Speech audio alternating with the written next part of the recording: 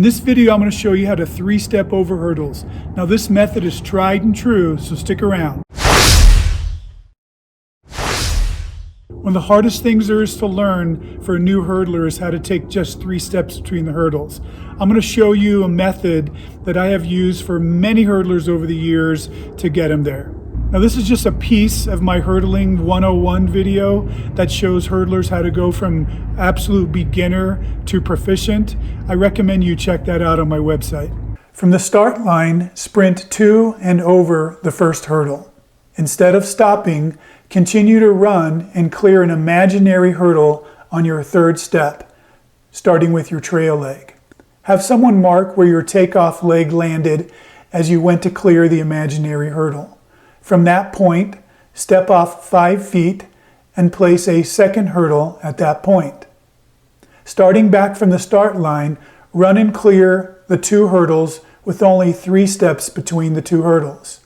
The point is to determine your ideal distance between the hurdles for you to be able to 3-step comfortably. Once that is successful, measure the distance from the first to the second hurdle. Add a third and a fourth hurdle at the same distance. Run from the start line to over all 4 hurdles with 3 steps between each hurdle. If you accomplish this in one session, that's a good day. Many times it takes several practices to do this. So you might be thinking, this is great, but in the races, they don't let us decide how far apart the hurdles are. You're right, but trust me on this. The point is to let the hurdler learn how to do it properly, and as they get better and more confident and their technique gets better, they're going to get faster. And as they get faster, their strides are going to be longer, and you can gradually move out the spacing farther and farther till eventually it'll be at a distance that's close enough to the race distance, and they'll be able to race properly. I recommend the hurdler doing this until they can do it properly and be within 1 foot of the official distance between the hurdles. Now that might mean that they are not racing until that. They might miss some meets. In my opinion, that's okay. And I would be okay with doing this until about mid-season. If we get to mid-season and they still can't do it, that's when I'll teach them how to 4-step, so they can do it with opposite legs, but still run with a good running pattern. I never let my athletes run with 5 steps between the hurdles. So once we get to this point where the hurdler can properly go from the start line and over the hurdles, even if it's at their spacing, that's the way their practices will go. We'll do everything at their spacing. As you improve your technique, speed, and confidence, the distance becomes easy to reach and you can gradually spread the distance over the hurdles. Although it's tempting to do this many times as you get excited about your improvement, I recommend doing it only 6 to 8 times within one practice with plenty of rest between each run.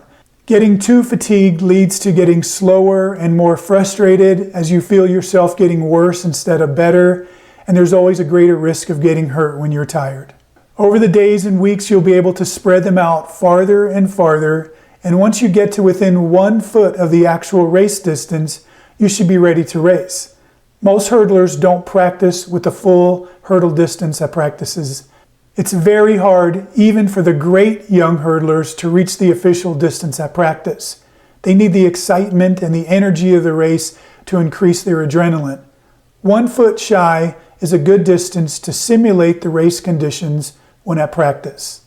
So to be clear, my hurdlers don't run full distance at practice. They always go a foot shorter, and it feels the same as the distance in a meet when you're in a practice situation.